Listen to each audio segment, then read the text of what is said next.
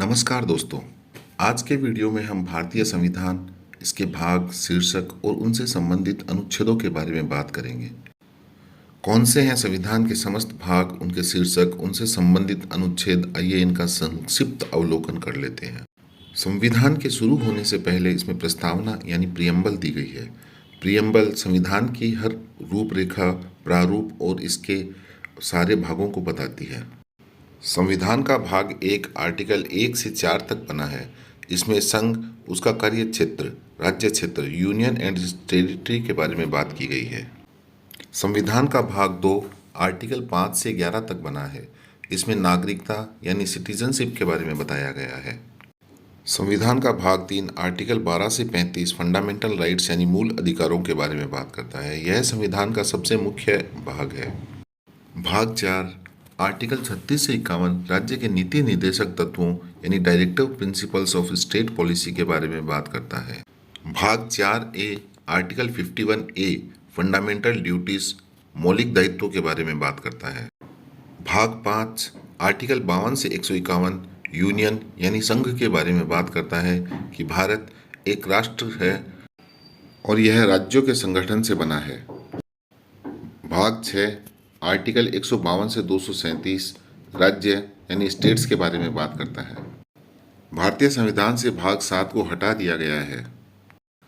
भाग 8 article 239 to 242 union territories यानी संघ राज्य क्षेत्र के बारे में बात करता है। भाग 9 आर्टिकल 243 से 243 ओ पंचायतों के बारे में बात करता है। भाग 9A नगर पालिकाएं, म्यूनसिपैलिटीज की व्यवस्था आर्टिकल 243P से 243ZG में दी गई है। भाग 9B में कोऑपरेटिव सोसाइटीज यानी सहकारी समितियों के बारे में बात की गई है, जो आर्टिकल 243 में ZH से ZT तक बताई गई है। भाग 10 अनुसूचित और जनजातीय क्षेत्र शेड्यूल एंड ट्राइबल एरियाज के बारे में बात करता है, जो आर्टिकल 244 से 244A तक दिया गया है। संविधान का भाग 11 आर्टिकल 245 से 263 तक संघ और राज्यों के बीच संबंधों relationship between union and states को परिभाषित करता है। संविधान का भाग 12 आर्टिकल 264 से 300A तक बताया गया है, जिसमें वित्त, संपत्ति, संविदाएं, वाद, finance, property, contract and suits between the union and state बताए गए हैं। संविधान का भाग 13 आर्टिकल 301 से 307 तक है, जिसमें भारत के राज्य क्षेत्र के भीतर व्यापार, वाणिज्य, समागम, ट्रेड और कॉमर्स विद इन इंडिया के बारे में बताया गया है।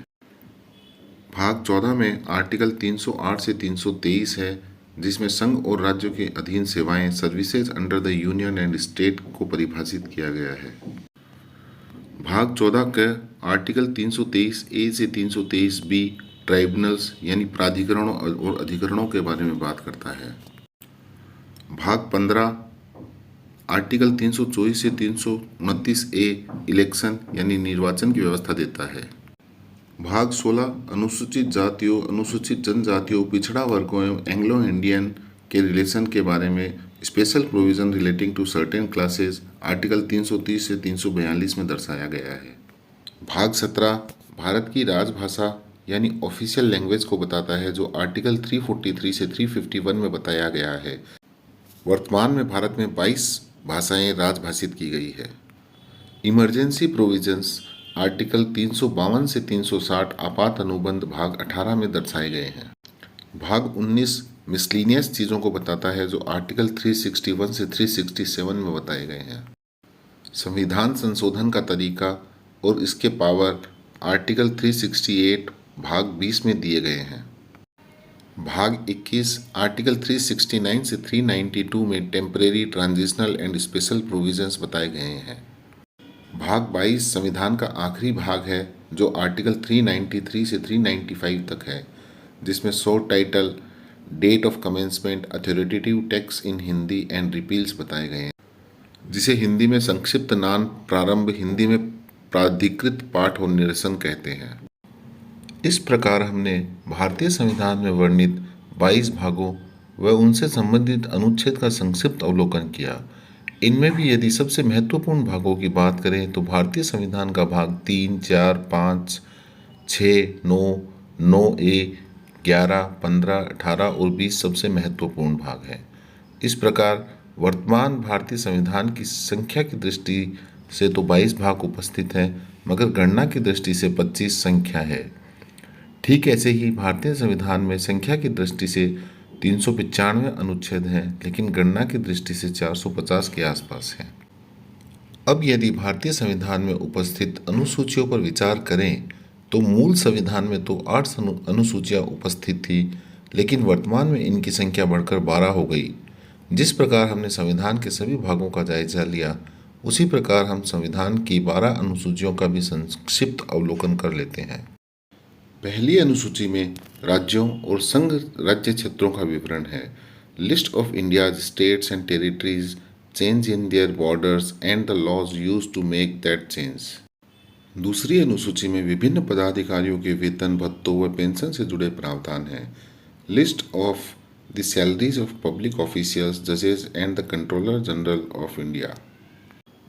तीसरी अनुसूची में विभिन्न पदाधिकारियों व प्रत्याशियों द्वारा ली जाने वाली शपथों व प्रतिज्ञानों के प्रारूप हैं।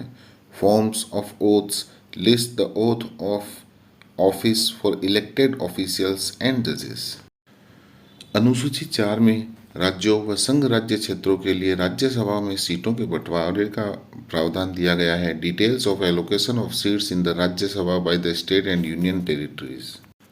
5वीं अनुसूची में अनुसूचित क्षेत्रों, अनुसूचित जनजातियों के प्रशासन तथा नियंत्रण से संबंधित प्रावधान है।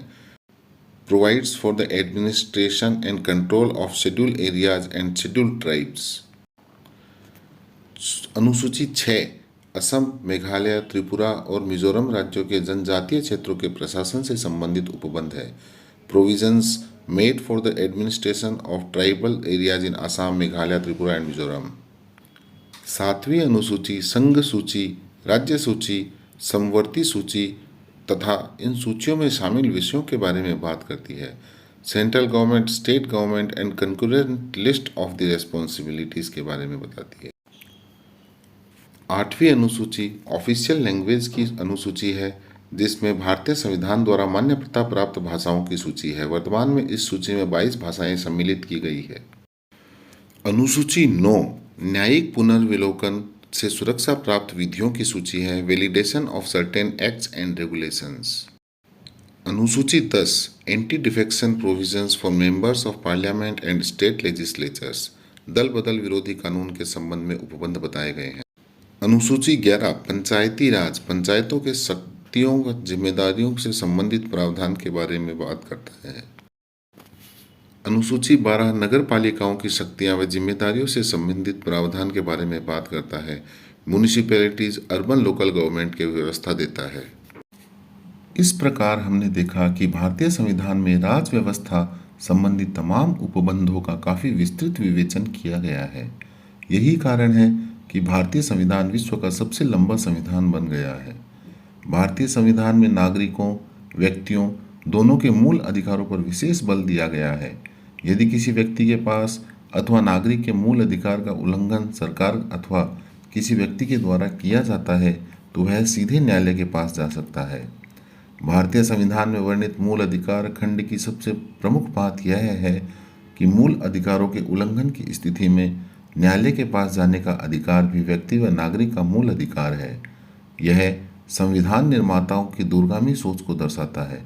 इसके साथ साथ भारतीय संविधान में उन तमाम समस्याओं के निराकरण पर बल दिया गया है जो भारत की स्वतंत्रता से पूर्व सामाजिक व आर्थिक विकास में बाधक बनी हुई थी। फिर इसमें चाहे समाज के आपसी सामंजस्य की बात हो अथवा किसी नई परिपाटी व तकनीक को अपनाने की बात, इन तमाम आयामों पर भारतीय संविधान एकदम खरा उतरता है। यही कारण है कि आज़ादी के पश्चात से अब तक भारत के विकास में भारतीय संविधान ने महत्वपूर्ण भूमिका निभाई है और अभी भी निरंतर भारत की विकास यात्रा को प्रभावी योगदान दे रहा है। अगर आपको वीडियो इन्फॉर्मेटिव लगा हो तो लाइक और शेयर ज़रूर कीजिएगा। धन्यवाद। Keep watching the law advice.